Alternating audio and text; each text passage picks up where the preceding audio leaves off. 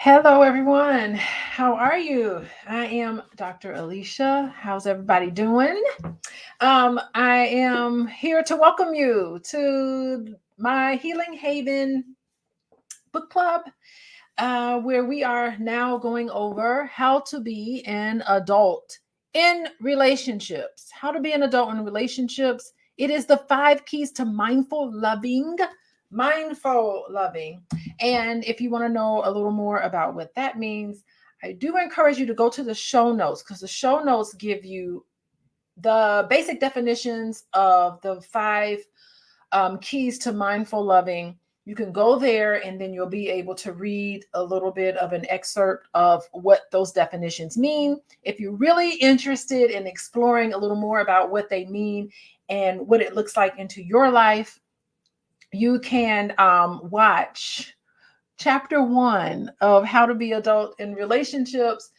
Chapter 1 is in the show notes. Chapter 2 is in the show notes. We are on chapter 3, which is finding a partner. And today we're going to conclude finding a partner. We're going to conclude everything that you need to know about how to find a partner, what to look for to see if you or a potential partner is ready for a relationship.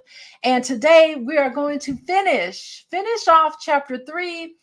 And so I encourage everybody to get their journals. Y'all got journals. You got to get your journals out or get a pen or a piece of paper to write on, or you can write on your computer. Whatever you do to take notes, because this is important information. Today, I'm going to tell you everything that you need to know in terms of finding a partner. We're going to wrap all of that up today. And then next week, I'm not going to be on because I'll be at the All Black National Convention right here in Chicago. I live in the suburbs of Chicago. So we're going to talk about that. I'm going to be doing that next week. So I'm not even going to have book club. However, when we come back, we're going to start chapter 4, which is called, the title of chapter 4, High Romance. High Romance. So we're going to talk about that, chapter 4, when we come back. When I come back to book club, probably it'll be in November. The author of the book, David Richo, he is a therapist. I have 21 years of being a licensed therapist. David Richo has 50. He's in his 80s and he's retired. He has agreed to come on Monday.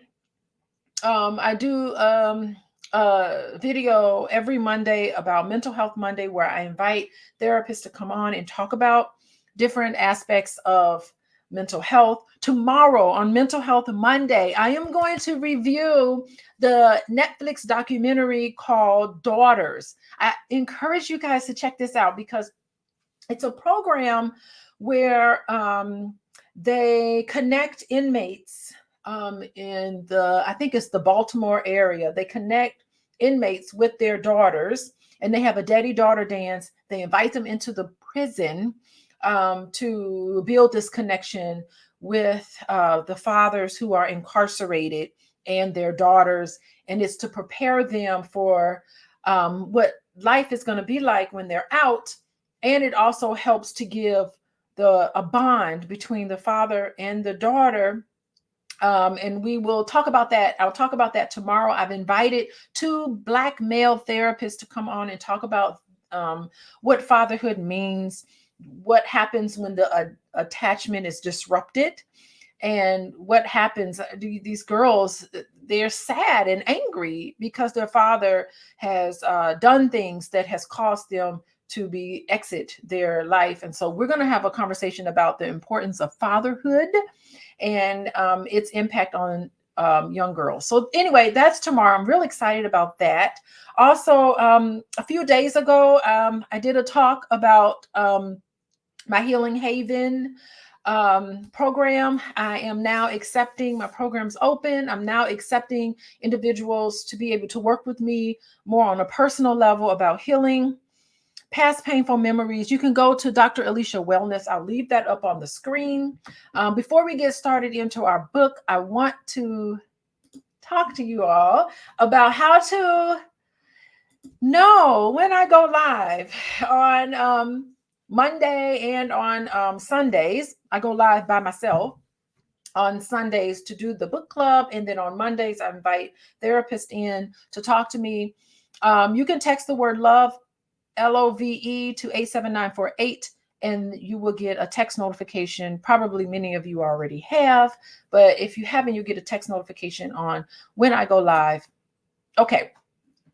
So let's see, enough of that. I want to say hello to everybody. I want to say hello. Oh, Joshua. Yes, Joshua. Joshua, you're joining us tomorrow, right?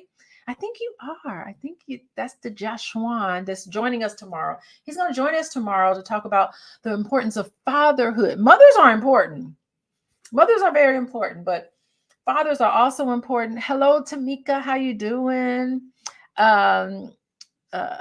Who else is in here? Denise. Hello, Denise. How are you? Monica, what's up? How's it going? So anyway, as you guys come in, I just want to say we are finishing today, chapter 3, on how to be an adult in relationships. We are talking about can y'all see that? The 5 keys, there it is, to mindful loving. David Richo. We're finishing chapter 3, and it's all about finding a mate.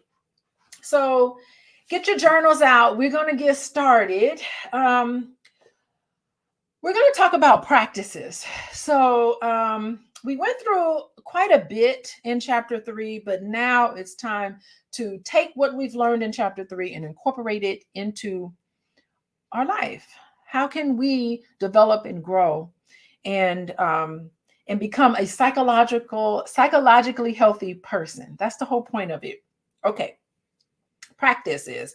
We are on starting, if you guys have the textbook, the book, we are on the bottom of page 103.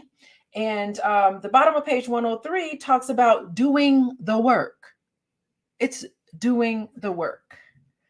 Yes, the bottom of 103 is doing the work. We've talked about in this chapter qualified candidates for relationships. And it's a criterion for being one. A criterion for being one was doing half the work it takes to become a psychologically healthy person.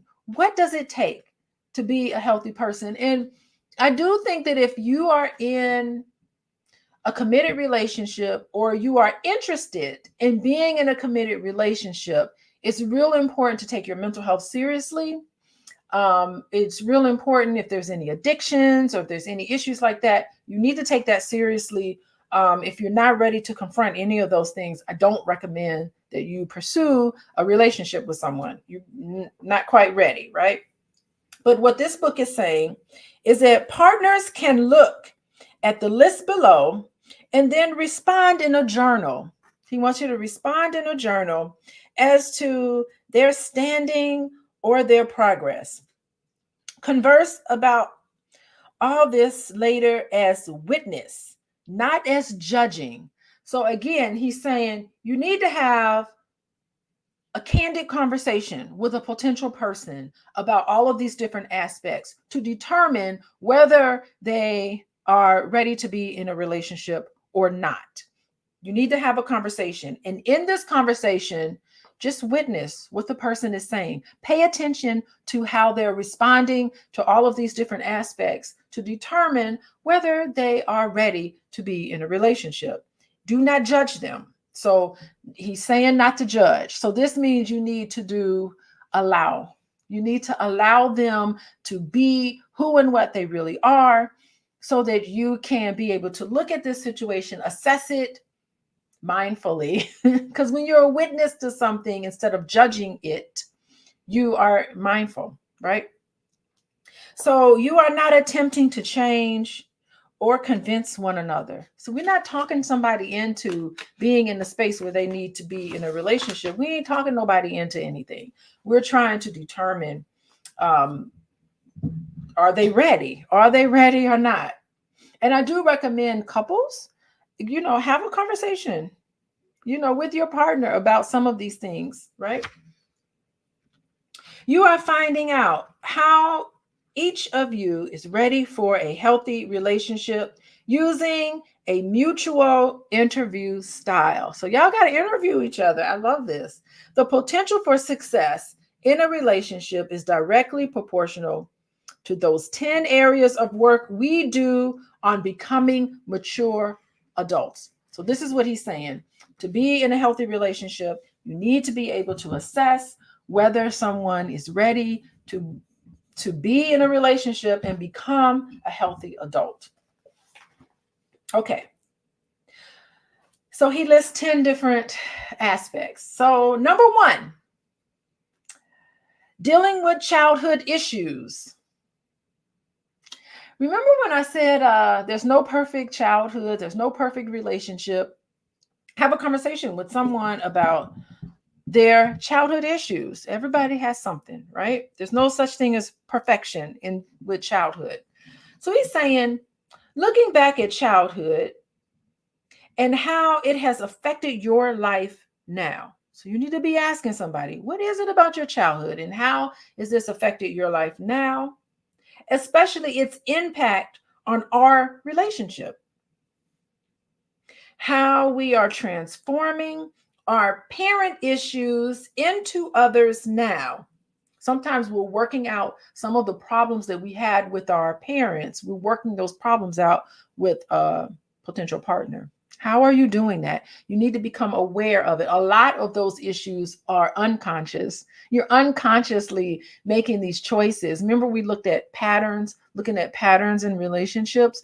Sometimes pointing out these patterns is bringing to the conscious, subconscious, or unconscious responses and reactions to a significant other that you may not be aware that you're doing. So you need to look at patterns. But you need to articulate them and be able to look at them. How our original needs were met or not met. What fears or negative attitudes we imbued, whether we were brought up in an atmosphere of safety, trust, and love, or were we brought up in an atmosphere where we were abused or neglected? He says, James Hollis, in Finding Meaning in the Second Half of Life, wrote, "It is not a fault to have a childish region of our psyche, for we are all recovering children. We're all recovering from something as children. But it is culpable, but it is a culpable act to impose that disempowered, narcissistically driven history on the present beloved." Being aware of what issues were not resolved for you in your childhood and how you might be working through some of those issues in your current relationship. Have a conversation about it with each other. No judgment. No, what's wrong with y'all? What's wrong with your family? No statements like that. Just like, oh, okay. Wow, you are aware of these things, not judging other people. So the first conversation you need to have with someone to find out if they're ready to be in a relationship is in a mature way is number 1, how they deal with childhood issues. How have you dealt with childhood issues? We all have some. All of us have some. Are you aware of them? Are you aware of how you may be working out some of these issues in your current relationship? Okay, number 2, having self-esteem, right? Continuing our advance with a sense of worthiness. Wow, continuing our advance, having self-esteem, continuing our advance with a sense of worthiness. What happens when people don't feel worthy? What I see people do is they sabotage. They may sabotage the relationship. Here you are doing everything that you need to do. Okay, let's me and you have a conversation about what we're going to do for Christmas. Holidays are coming up. Let's have a conversation what we're going to do for Christmas. Let's have a conversation about this. And then that person doesn't want to engage you in any of these of plans to make. If they are irritable, if they lash out at you and you're trying to work with them and collaborate with them and they don't want to collaborate with you, think about ways in which someone might feel unworthy of a healthy relationship and maybe putting things in place to sabotage it, bringing that to awareness. So that's having self-esteem, because you feel good about yourself. You feel like you deserve a healthy relationship. You feel like, I deserve to be respected and treated well. And I deserve this. And this is my standards, right? This is what I deserve. Having self-confidence. That's important. Being able to make decisions without having to worry a lot. Like, why can't you figure out what you're doing? Having self-confidence, feeling good, that feeling in yourself that you can accomplish what you want to accomplish. Having the confidence to do that. That's part of self-esteem. The second one is self-knowledge. Who are you? Who are you? What do you enjoy? What do you not enjoy? Having a conversation about your likes and dislikes. That is connected with self-esteem. Also, responsible goal focus. So what do you want out of life? What are your ambitions? What would you like to do? Having a clear focus about what you want to do in your life. They didn't say anything about how much money you make, right? They're talking about, well, money is it's kind of a byproduct of it. But what they're saying is that, what is your plan? What is your plan for the future? What would you like to do? What goals do you have? You need to ask those questions, right? Healthy assertiveness. This healthy assertiveness kind of means you feel confident in expressing yourself. You feel like, here's how I think about this, and here's how I feel about this situation. Whatever the what do you think about the presidential election? Being with somebody who has thoughts and ideas and feelings about whatever the topic, politics, relationships, their values, just having an opinion about this and being able to articulate it is also really important in terms of healthy assertiveness. So, you just feel comfortable and confident in who and what you are and what you think and how you believe. And, you're able to articulate that. So that's good assertiveness. And the last one is respect for boundaries. Boundaries are important. You want to be able to vocalize healthy boundaries. And you need to also be able to watch other people. Like, if you're dating a potential partner and they're just a pushover, if everybody is just steamrolling over them and they don't have healthy boundaries in their life with their family members, with their children, with all the different aspects of their life, if they don't have good boundaries around those things, that is connected with self-esteem. Okay, so the first one is dealing with childhood issues, being aware of how you may be playing out some childhood issues. The second one is having self-esteem, which includes feeling worthy. I feel worthy enough where I need to be in a healthy relationship. Having self-confidence, know thyself. Know thyself is important. Responsible goals, focus, healthy assertiveness, and respect for boundaries. Okay, number 3 is letting go of ego inflation. Ego inflation. Oh my gosh. Okay. Focusing on letting go of ego. That is self-centeredness. Only thinking about yourself. Entitlement to be first.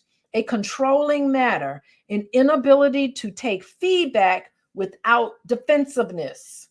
An inability to forgive. Retaliatory style. These super petty people. People who are just, somebody's like really ultra petty, not really in a space where they need to be in a relationship with somebody. They're so egotistical. This is my whatever. They're so attached to certain things, and they're petty and competitive. Not something you want to pursue. Yeah, and what's interesting about this is inability to take feedback without defensiveness.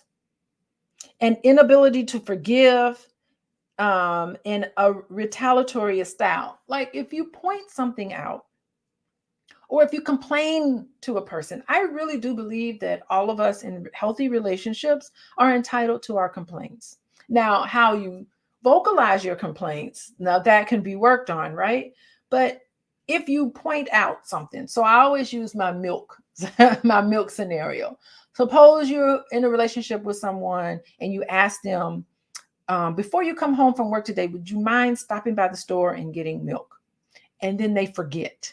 And you say, oh, you forgot to get the milk. And their response to that is defensiveness. Like, oh, you forgot to get the milk. I needed you to get the milk. You would like a healthy response that's not egotistical. A healthy response would be, yeah, I absolutely forgot. An acknowledgement of the fact that they did something incorrect. No one wants anybody to be perfect, but you need to be able to acknowledge when you didn't do something that you promised that you were going to be able to do.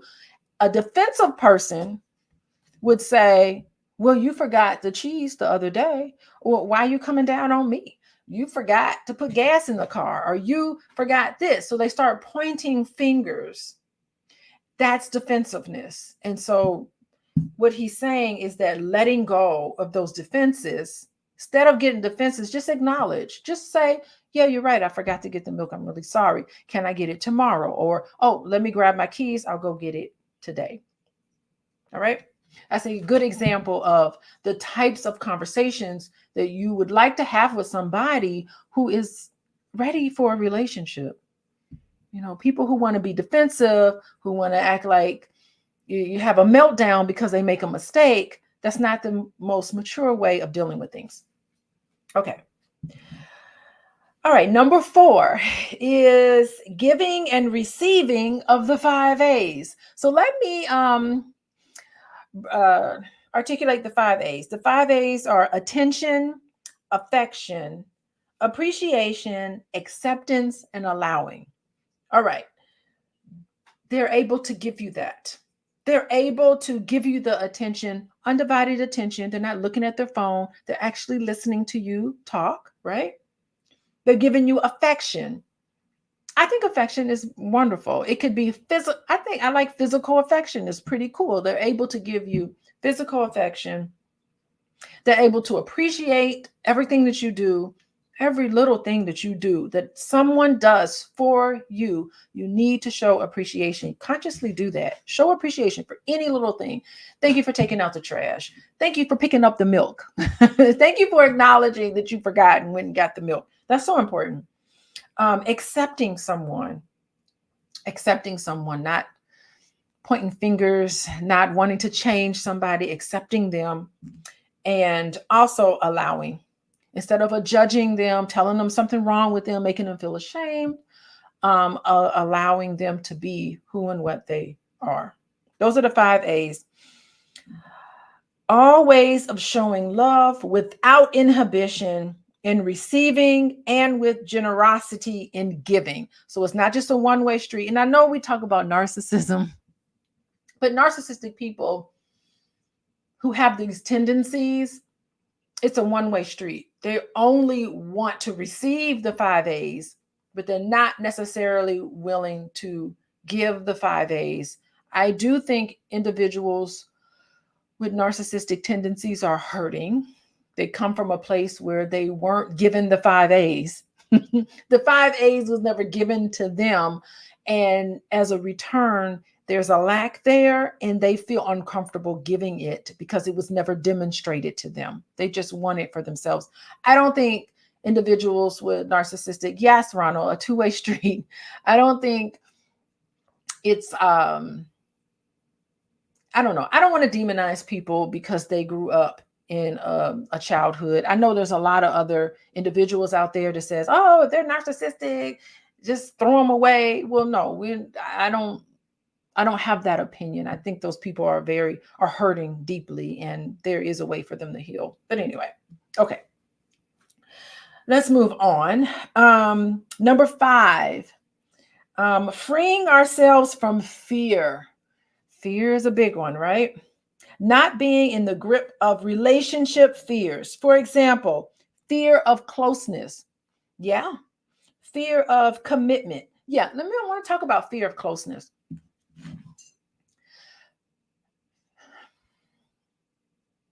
Fear of closeness. If you come across somebody, and a lot of us have this, they are afraid to put their guard down and let somebody truly into them. And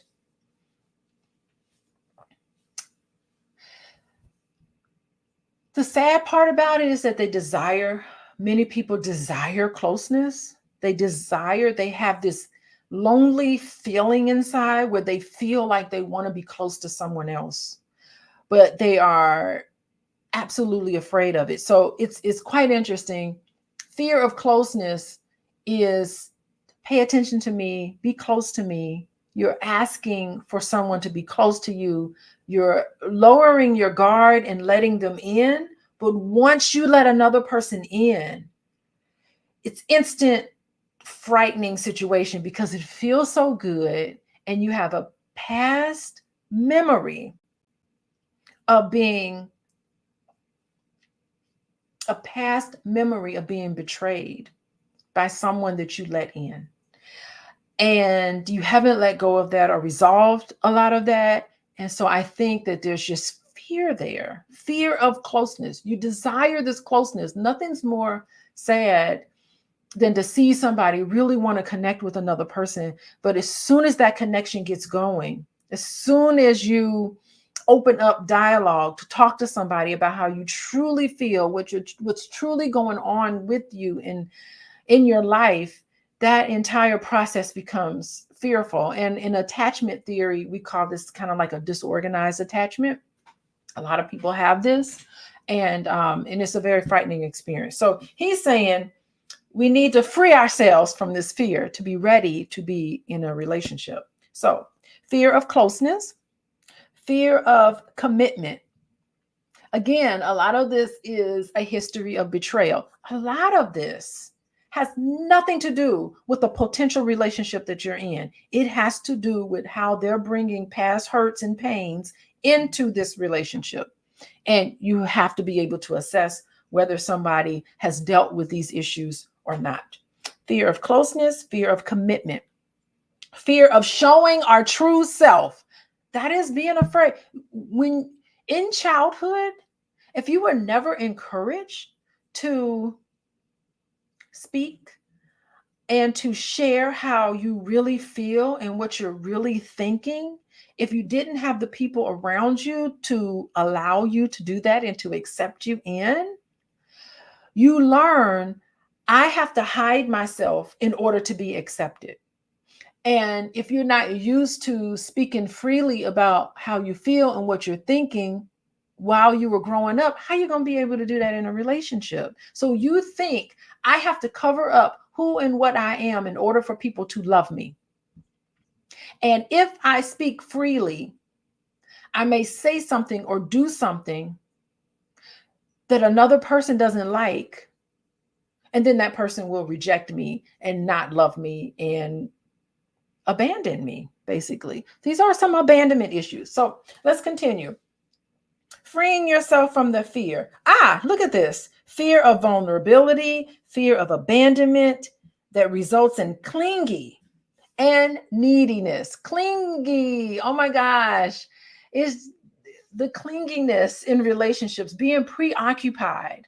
Where are you? What's going on? Do you really love me? Are you really going to take me out? Are you really going to do just not being comfortable, not feeling comfortable, lowering your guard?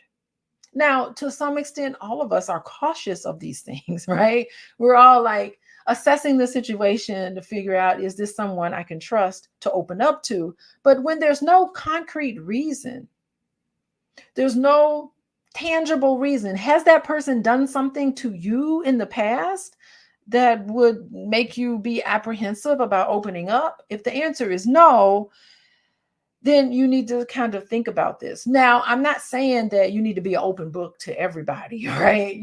Trust has to be earned. But if there's nothing in that situation that is frightening for you, and then you're still scared, you're still living your life in this fear, that is something to look at, right? So that's number 5. So let's go through the top 5 things, aspects. These are the top 5 reasons for potential success in relationships. Number 1 is, are you recognizing and dealing with childhood trauma?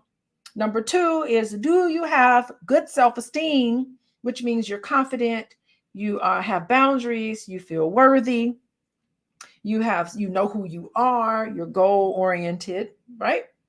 Healthy assertiveness. That's the second one. The third one is letting go of ego.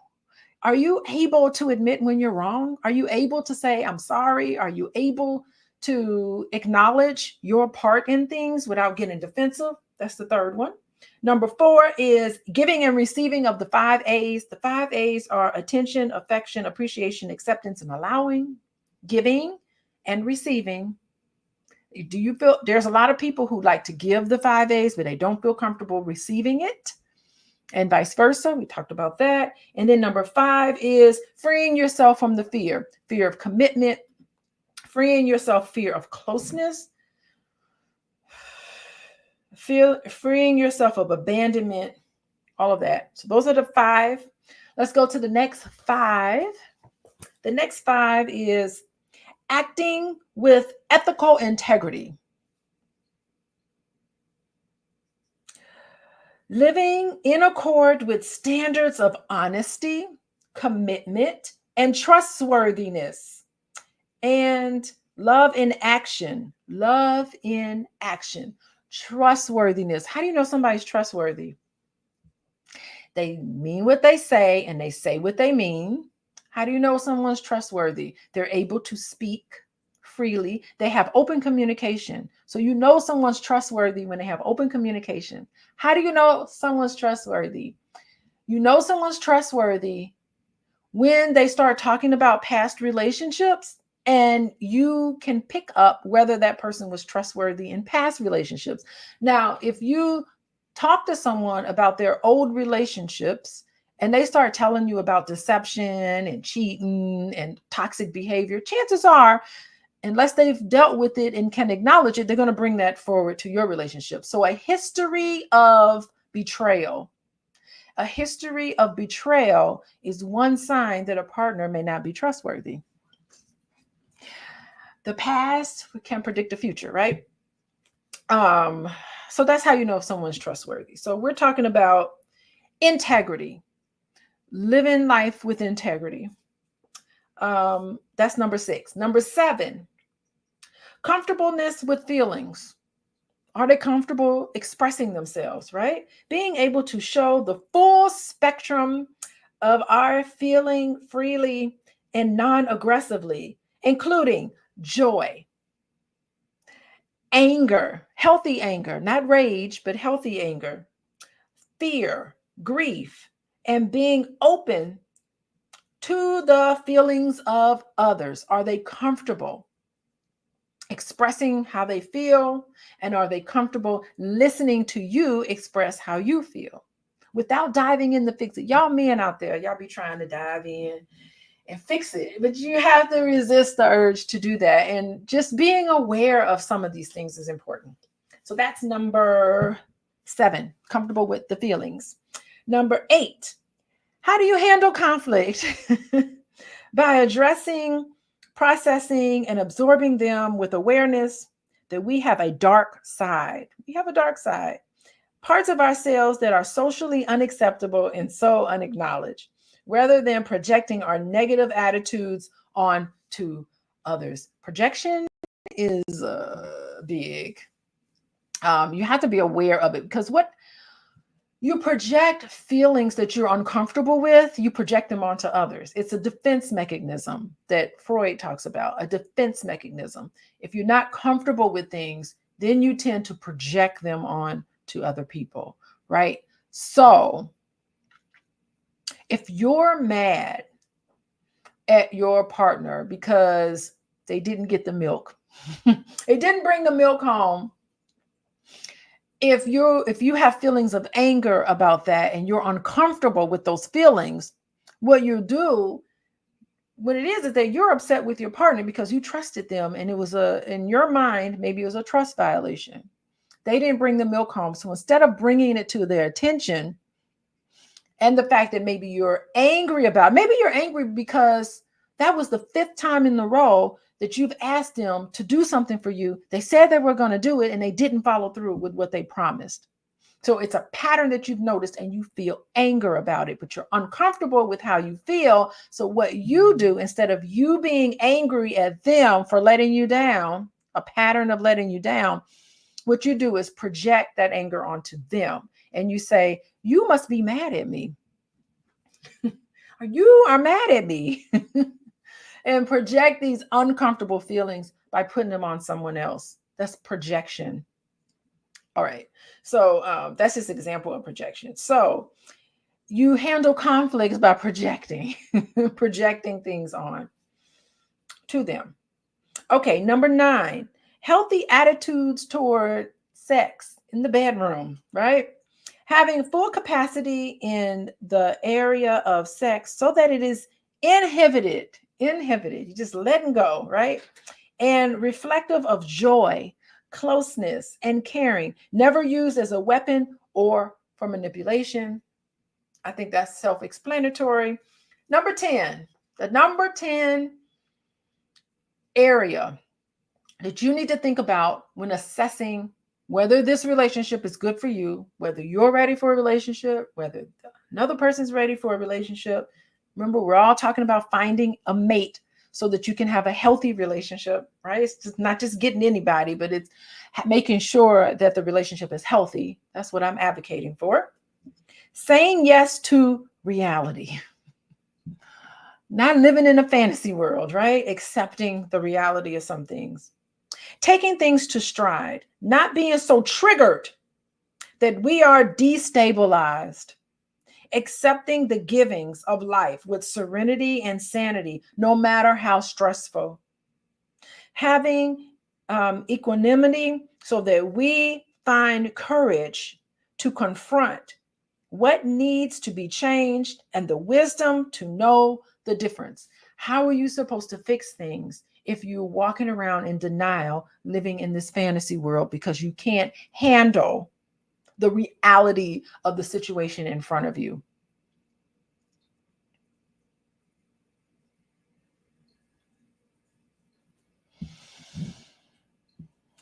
Going off into a fantasy world is a defense mechanism. So what he's saying, I think in this 10 areas to look at is, do you have someone who's insightful? Do you have someone who's emotionally balanced, in tune with how they feel, comfortable with closeness, acts out in a trustworthy behavior, has integrity, understands that they did not have a perfect childhood, you didn't have a perfect childhood, but willing to work on some of these things, being aware of them, being open in the bedroom to just express yourself and everything that's there, not as revenge.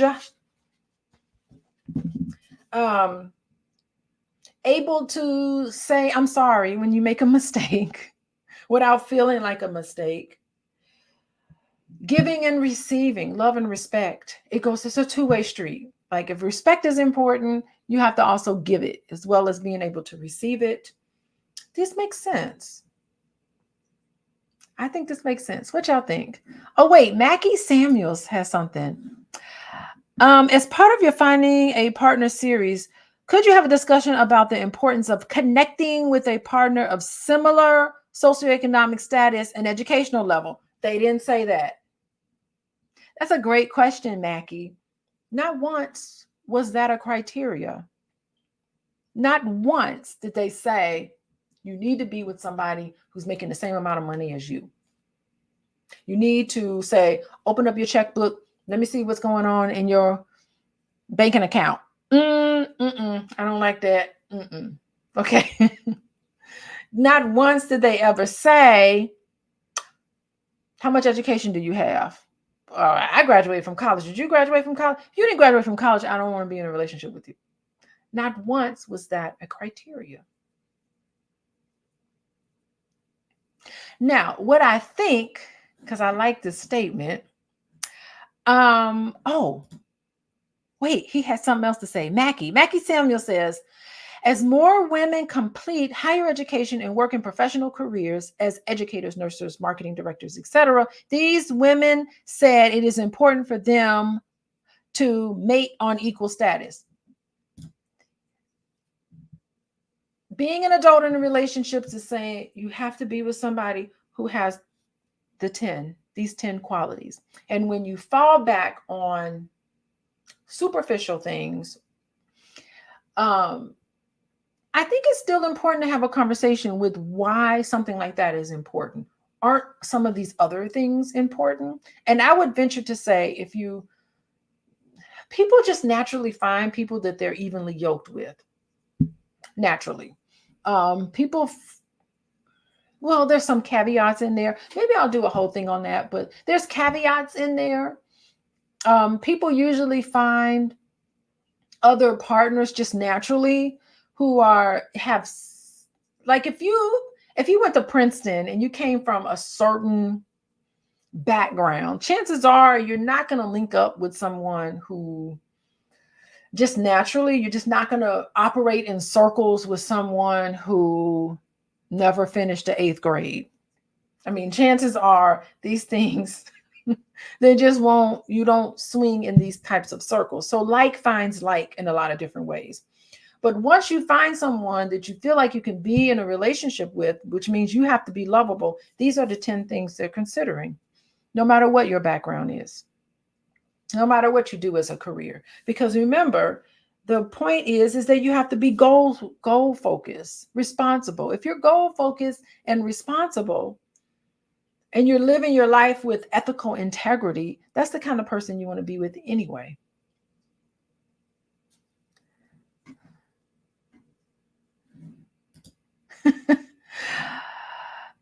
Okay, I like Mackie. How you doing? Okay, a sort of mating is the norm for affluent college-educated individuals. This is a social class that is more likely to marry and stay married long-term, maybe.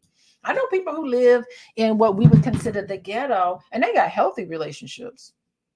I know people who have $1 million careers, and their relationships are completely unhealthy. So yes, it makes a difference, but I think a lot of times, no matter what your socioeconomic status, no matter where you come from, you deserve healthy love. That's what I think. Can we take a break? Hello, for the people who've just joined, just to let you know, we're finishing up chapter 3 of How to Be an Adult in Relationships. It's the 5 keys to mindful loving. David Richo, he's coming to join me. He's going to talk to me. He's in his 80s. He has this, what I would consider, a wealth of information. This book is on its 20th anniversary edition. 20th anniversary edition. This book's been around for a while. We are finishing up chapter 3, Finding a Partner. The next chapter is on chapter 4, which is High Romance. High Romance. If you want to see some of the other videos done, you can go to the show notes. If you want to know what are the 5 keys to mindful loving, you can find a short description in the show notes. And if you want to know when and how often I go live to talk about this, you can text the word love, LOVE, to 87948, and someone on the team, I don't know this team, someone on the team will text you and let you know when I go live. Probably you guys figured that out if you're here today, but you get all sorts of information connected to me a lot from texting love to 87948. I am now accepting people if you want to work with me personally, you can follow me at coachingwithdralicia.com. I also have another program. I'm opening enrollment now at draliciawellness.com. I'm opening up people who want to live a stress-free life, who wants to deal with past painful memories so that you can be an adult in relationships. You need big help with that. We have group opportunities, individual opportunities, all sorts of great retreat information, go to Dr. Alicia Wellness, and you'll get information there. So we're going to continue on here at the bottom of page 105. We got one more page. Oh, wow, we got 2 pages. Oh, okay, we got a couple pages here left. We're in the middle of getting your journals out. Write some of this down. These are the 10. Let me go over the 10 criteria if you want to be able to assess if someone is ready for a relationship. Number 1, dealing with childhood issues. Number 2, having self-esteem. Number 3, letting go of ego inflation. That's being able to say you're sorry when you mean it. Number 4 is giving and receiving love, being comfortable giving and also receiving. That's important. Fear, freeing yourself of fear. Say, you know what? I'm going to take a leap of faith. I'm going to trust myself to know that I can make a good decision. Acting with ethical integrity. You want that. Somebody with some integrity, right? Comfortableness, sharing how they feel and listening to you share how you feel. Handling conflicts. Healthy attitude toward intercourse, and saying yes to reality. Not living in a fantasy world, being able to accept reality for what it is. We will continue on the bottom of page 105. Yes, 105. We are not looking for perfection in any of these areas. We are not. Only that we somehow are making progress in them. Perfection is non-existent. This means having done some work, doing it now, or committing to it for the future. All that amounts to doing at least half the work. Half of the work. You ain't got to do all the work. Integrating the 10 components in an ongoing way, even if slowly, is readiness for a relationship. That's how you know when someone's ready. If a prospective partner does not even want to look at those issues, dubs them hokey, new age psychobabble. So y'all hit the like button, share this with your significant other or potential significant other. If they look at this 10 list and they go, it's hokey pokey, psychobabble. What's Dr. Alicia talking about? No. Says there's no such thing as working on yourselves. If they devalue in any way, devalue any of the 10 criteria that I listed, or says it doesn't apply to them and our course is clear. So if you share this with your partner and they listen to the 10 criteria and they're not willing to have a conversation with you, if they put it down, if they like, I don't want to do none of that. Where the money at? When you gonna pay my bills? If they turn their nose up at any one of these 10 criteria, that means this is not a candidate for a healthy relationship.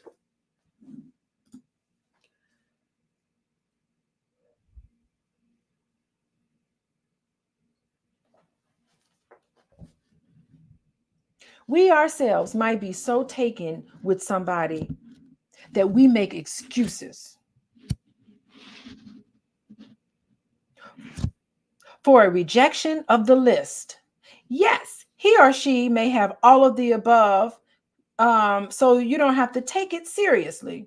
With that attitude, we continue the relationship at our own risk. That means that if you're in a relationship with somebody and they're not willing to look at those 10 things, watch out. You're entering at your own risk.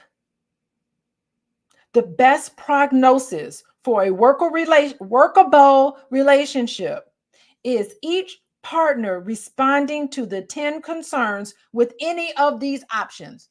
This is what you need to hear from your partner when you hit the like button and share it with them. I encourage y'all to do that. Like and share, like and share. I have done some work on this, and here is how. That's one response. I know I need to work more and will, and here is how.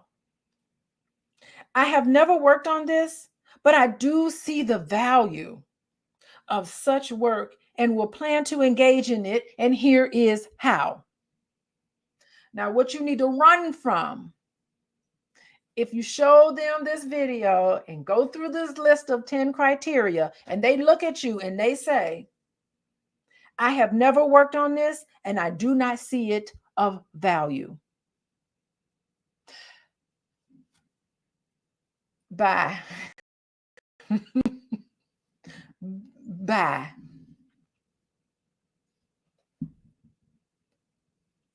It's hard to say goodbye, but you need to respect your future enough to say goodbye. You need to respect yourself enough to say goodbye. And it's okay to say goodbye. What did Teresa say? Just join. Can someone pin the 10 things? Y'all put the 10 things in there. Teresa, I'm so sorry. I went through them enough already. Couples will find this exercise useful to check in with each other on how committed they are to psychological wholeness. We would speak of a partner. We would speak up if a partner did not have good health habits. Can we do this for psychological health habits? Here's one more practice. One more practice he wants y'all to do right now. Close your eyes. Everybody close your eyes. Visualize yourself alone, doing exactly what brings you happiness and peace of mind.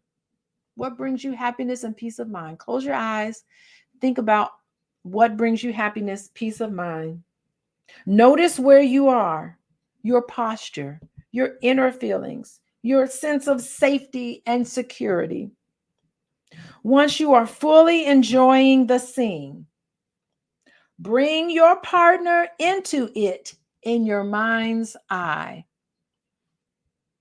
How does that change your body posture, level of safety and security, happiness, creativity, enthusiasm about life?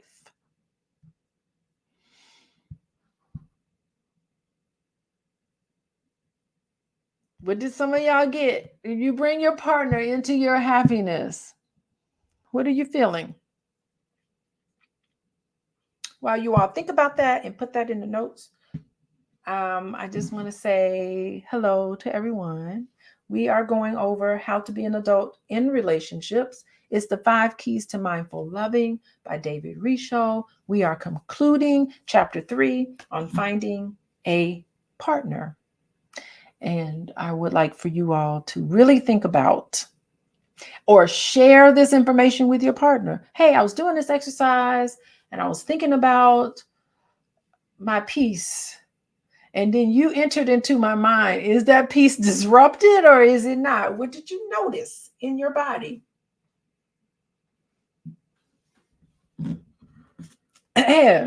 Okay. Comparing wishes. How about that? Do you have or want a face-to-face lifestyle or a side-by-side lifestyle? This is really key. Do you want a face-to-face lifestyle or do you want a lifestyle where you're operating side-by-side? If you hold your hands so that one palm faces the other, and then hold your hands side by side so that both palms are facing outward and your thumbs almost touch, you see an illustration of the 2 styles. If both partners agree on either style, life can proceed smoothly. Ronald likes face-to-face. I gotta have face-to-face. I can't have no side-by-side. I cannot have side-by-side. I have to have face-to-face. I'm with you, Ronald. If one partner wants one configuration and the other wants the opposite, conflicts arise. They do, because what's going to happen is that your partner's going to be like, get away from me. Why are you all into my life? Why you all into my space all the time? They're uncomfortable with certain levels of closeness. So I have to have face-to-face. For me to feel secure, I need to have face-to-face. So maybe I'm too preoccupied. I don't know. But anyway, that's important to know. Keep one palm facing inward and the other one out, and you'll see the problem. Then hold hands back to back. Hold hands back to back. With your palms on the outside, now you see an example of distance, which fits your situation. Oh. If your relationship is palms outward, are the hands still touching or the thumbs, or have they drifted apart so that now you and your partner do less and less together? This happens frequently in relationships in which the accent is on individual freedom. If you want individual freedom, don't get married to me. You don't have that individual freedom anymore. We're working collaboratively in a lot of ways, not all the ways. I mean, me and my marriage to Dr. Boyce, there's things we do separately, and it's okay. I feel comfortable. He feels comfortable with us doing things separately, but there's some things we do together, always together, right? What are you comfortable with? Compromises in the course of a relationship are healthy. So it's important to talk about these things and come up with some compromise. I do that all day long when I work with couples. We're always looking for compromises and being willing to compromise. When compromises favor autonomy, doing things by yourself, distance grows. When the compromise favor bonding, intimacy grows. So the thing is that side-by-side relationships can happen, but they can tend to be really distant, where the face-to-face relationships are very close bonded.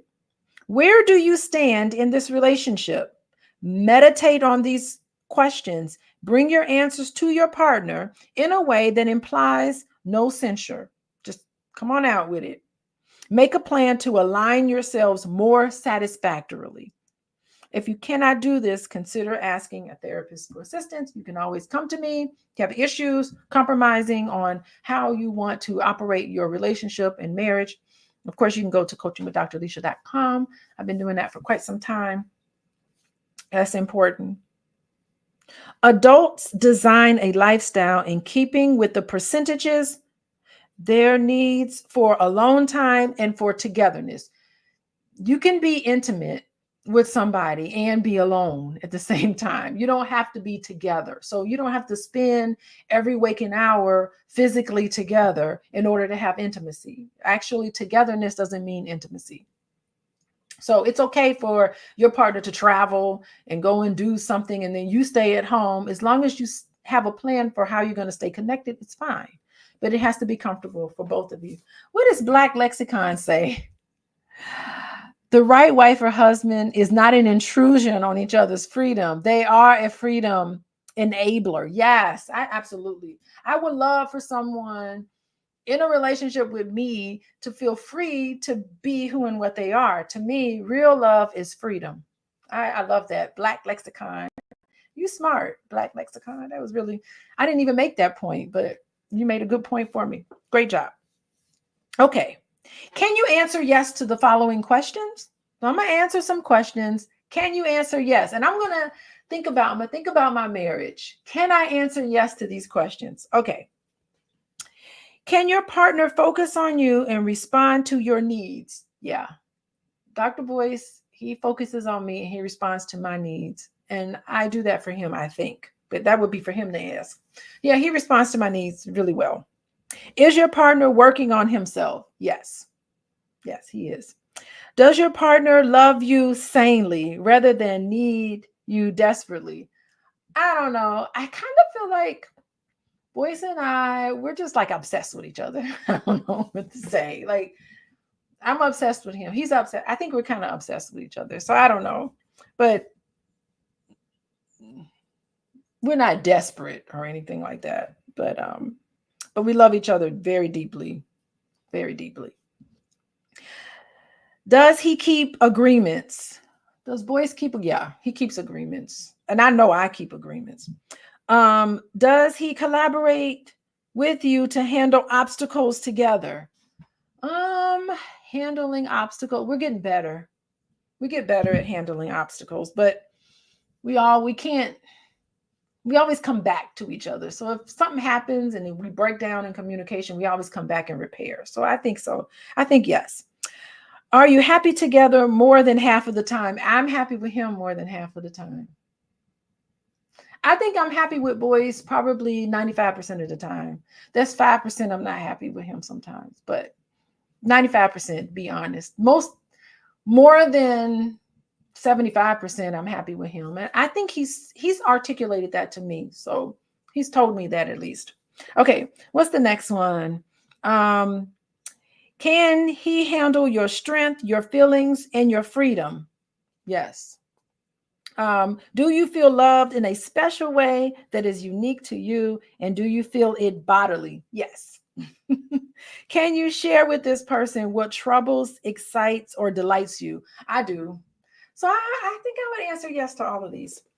Um, if you can see the difference between a good partner and a not so good one, but cannot let go of someone who is wrong for you.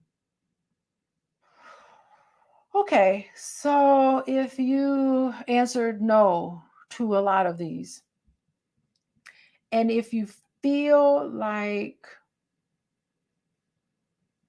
you know that they're not good for you, but you can't let go, what's Rhonda saying? I feel relationships should be like the river meeting the ocean. I love that. Thank you, Rhonda. River meeting the ocean. Free, expands, expansiveness. Can you let go of somebody who's wrong for you? It's a tough decision. Do you know if someone is wrong for you? If you make the same mistake with one partner after another, if you are the victim of or the volunteer for one predator after another, a friend, ask a friend. So if you know you have patterns of picking the wrong person, if you know this, ask a friend, phone a friend, ask a friend to be your relationship sponsor. We all need consultants, advocates, and sponsors throughout life. You can ask a friend or a therapist too. A relationship sponsor bird dogs your relationship and has to pass on every prospective partner since you have admitted that your powers of assessment are weak. This unusual suggestion may make more sense than it first appears. So I don't know. He's saying maybe you need to recognize when you can't trust yourself, when you ignore the red flags. You gotta have to dial a friend to see if you're ignoring something and have the pattern of being in relationships where someone is not good for you. That's interesting. Okay. Using the even though technique. I like this technique. Let me explain it. It's really mature. Answer yes or no aloud. He's going to give you some questions and you got to answer yes or no. Would you eat strawberries that you knew to be deliciously sweet if you were seriously allergic to them? Would you eat strawberries that you knew were very, very tasty, but you also knew you were allergic to them? Would you eat it? Would you eat mushrooms that look delicious if you knew they might be poisonous? Would you attempt to read a book you knew would be interesting if it was written in a language that you do not understand? No, I'm seeing a lot of no's. No, I know the book is good, but it's written in a language I don't understand. Would I try to read it? No. Last question. Would you stay in a relationship with someone you loved if you were unhappy?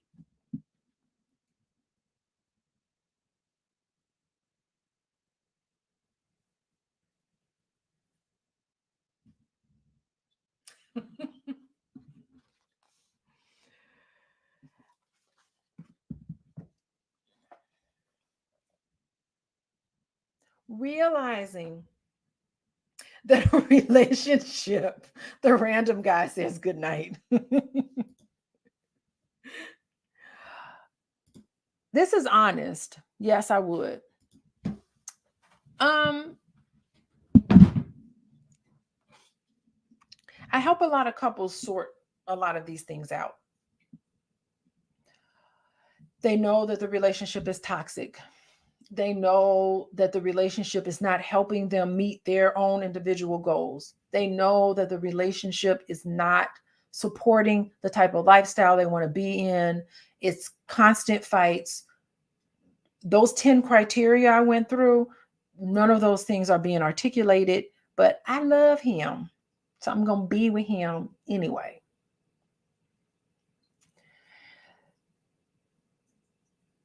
It's a difficult thing to be in denial. And it's a very difficult thing to say goodbye to a relationship that you know that it's not good for you anymore. Why do people stay in relationships that they know it's not good for you? One reason why people stay in abusive, unhealthy relationships is because of religion. They think I made this promise in front of God and I have to adhere to it. So that's one of the reasons. Another one of the reasons is that it's just sometimes it's overwhelming. Just the idea of breaking up with somebody where you've entwined your life together is just so overwhelming. You wouldn't even know where to start. You got to find an apartment. You have to find a place to live. You have to, all of the steps that it takes to unravel yourself out of the relationship can be overwhelming. And so that's the reason you stay.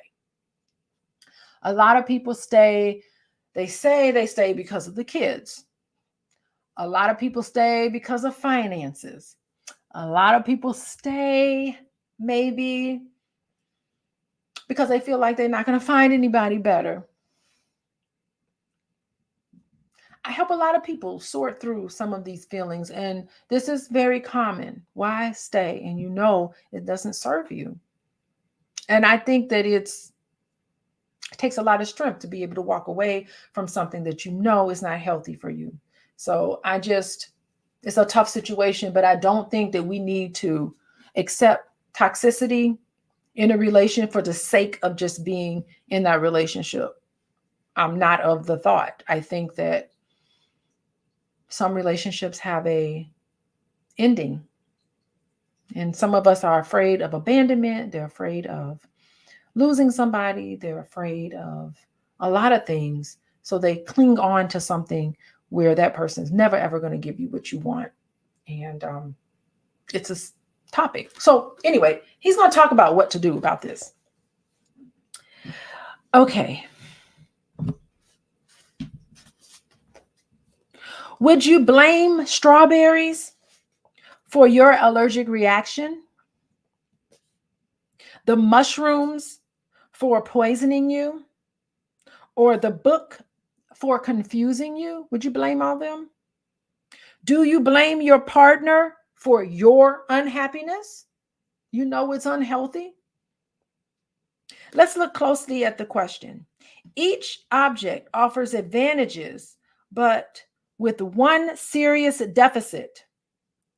If one had bad outweigh them, even though I'm crazy about you, you are a great provider. I can't stay with you while you are such a liar and refuse to get help. That's what adults say. Are you seduced by the advantages of a partner while you disregard, deny, or lie to yourself about his or her disadvantages? Or do you act according to the full truth, even though you wished it were not so? How much self-nurturance and tolerance for grief it takes to disregard that even though. Here are words of an adult. This is what adults need to say to break up with somebody. This is what you say. Even though you please me sexually, even though We've been together for so long. Even though I don't know whether I will find somebody else, I have to let you go because you do not meet me at my soul adult level.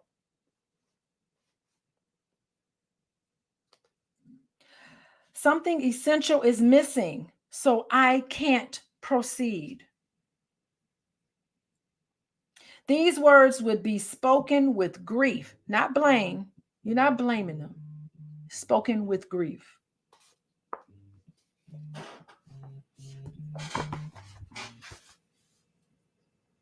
Here are the words of a codependent. Y'all know what codependent relationships are? Here are the words of a codependent relationships. Here are the words. Codependent relationship is a dysfunctional type of relationship where one person assumes the dependent role and another person is enabling them, often at the expense of their own needs and well-being. So a codependent relationship, I think it comes about in a bunch of different ways. Maybe sometimes you neglect your health, and you suppress how you really feel so that you can keep your partner happy. And you put the partner's needs above and beyond your own. So you serve a role in a relationship to cater to that person, but you never get it done to you. It's codependent. And over time, it leads to a lot of resentment. You can lose your own personal identity. You don't know who and what you are because you've just been scooped up into the life of someone else. You can't maintain healthy boundaries in codependent relationship. And so you got to get free from that pattern. So that's codependent relationship. Okay. Here are the words of a codependent relationship. So how do you know if you're in a codependent relationship? Well, here are some of the things that you say. Okay. Because you please me sexually, because we have been together so long, because I don't know whether I'll find someone else, I can't let you go. Codependent. Even though you do not meet me at my soul adult level. Come up with your own even though statement using an adult formulation. Even though this, since this, I therefore. Apply this technique to having a nothing in common, for example. We may love someone and know that that person loves us, but if they are not in a peer or even interested in the things that we're passionate about, an unremitting loneliness will eventually strangle the relationship. It's going to end anyway. You might as well start it from the beginning. Strangle the relationship. Would you dare to say, neither in soulful friendships or authentic intimacy do you offer what I need? So even though you meet many of my needs, I have to give you up because you do not provide the essential ones. You don't provide the essential ones. That's what you say to somebody.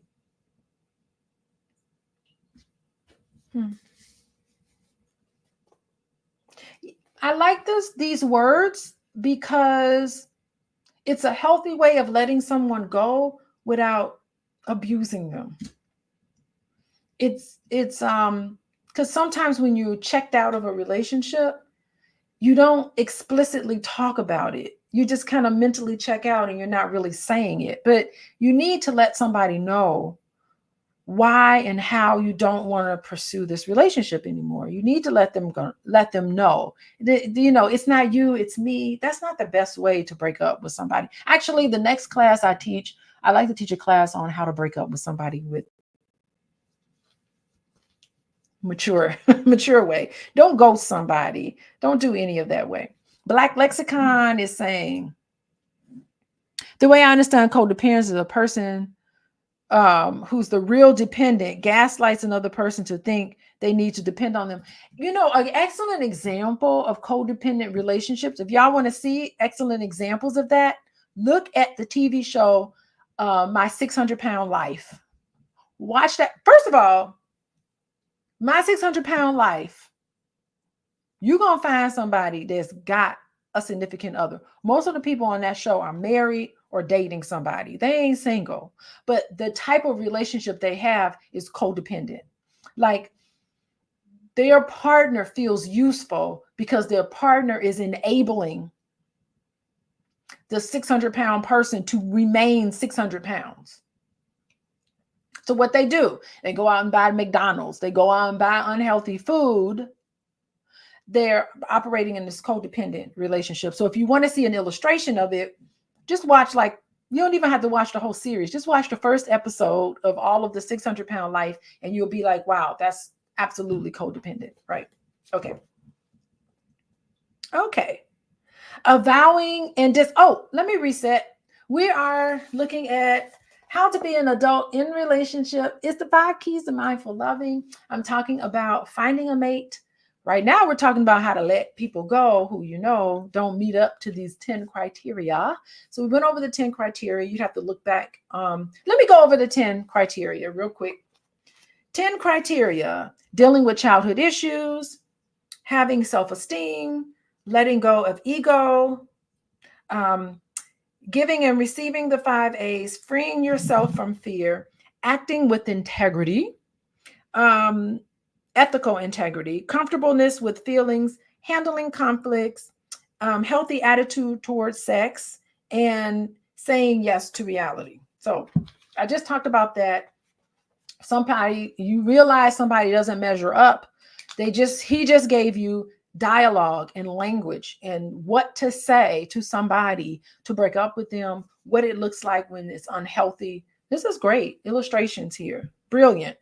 So we are on the bottom of page 109. If you want to know when I go live, again, you're going to have to text the word love to 87948.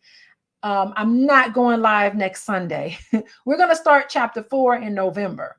But the author of the book, David Richo, he agreed to come and talk to me. So we get to, I get to interview him. I'm going to be talking to him a lot. And what else? If you want to work with me, share this, hit the like button and share it with your significant other. If you hit some bumps along the way in trying to be an adult in relationships and have healthy relationships, go to coachingwithdralicia.com, fill out that form for couples or individuals, and I will reach out to you, or someone on my team will reach out to you. It's confidential though, and we will keep everything private, but I will talk to you about how I can work with you.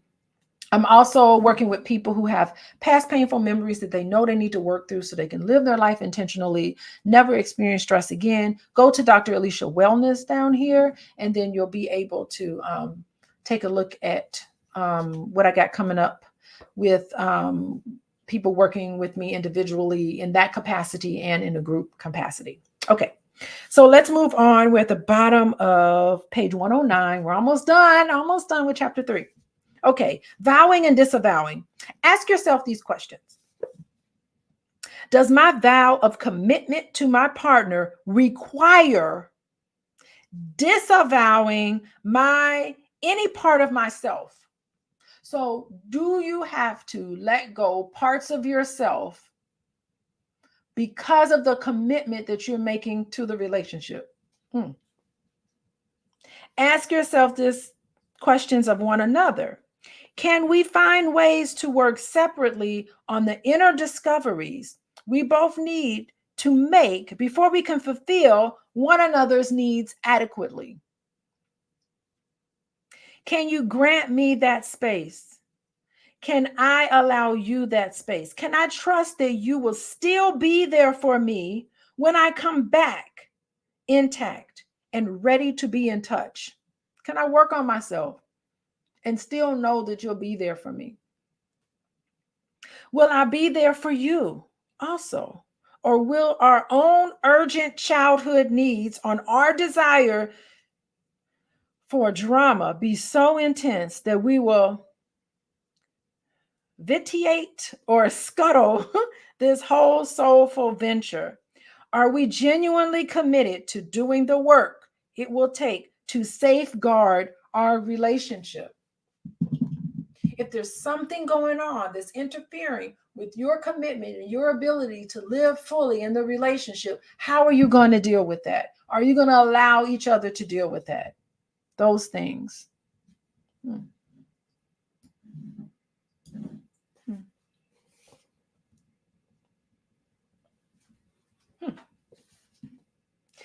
Taking a sexual inventory. Okay, I'm just going to read through this paragraph. I'm uncomfortable talking about the bedroom stuff. Okay. In your journal, write an inventory of your own sexual behaviors over your lifetime and ask yourself if you are satisfied with them. How did and did you find or give mirroring in sex? Sex is not about satisfy my needs. You have to, it's a two-way street, right? You have to give and receive. In your past relationship, do you look for and offer fusion without intrusion? No freak offs going on, I guess, right? Closeness without possessiveness. How have you done so in the past? Do you sexualize your need for love? Are you looking for the one who can take you to the outermost limits of pleasure, or the one whom you can mutually touch in innermost core? I'll just leave that there. Let's go on to the last page before we end chapter 3. Getting windows. I love this window exercise. Okay, so what do you want you to do? Get your journals out as the last exercise. He wants you to draw a square room. So draw a square room on a piece of paper. Seen from above, so like a bird's eye view of a room, with a picture window in each wall. So draw a square, put a picture on each wall. So 4 pictures, 4 sides to a square, right? Under the word, mark the windows with the directions of the compass. So north, south, for me, north, south, east, west. It's probably mirrored or backwards for you guys. So north, south, east, west. So write that in. Under the word east, where the dawn appears, write 3 things in your life that are rising, like rising of the sun. Write 3 things that are rising. Under the word west, where the sun sets, write 3 things in your life that are now ending. So the east side, write 3 things that are coming into your life.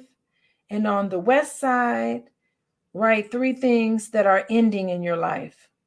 Under the word north at the top, write 3 things in your life that stabilize and guide you. What's your anchor? Stabilizing and guide you, as does the North Star. Under the word south, write 3 things in your life that evoke your spontaneity and creativity. So from the south is all about spontaneity, creativity.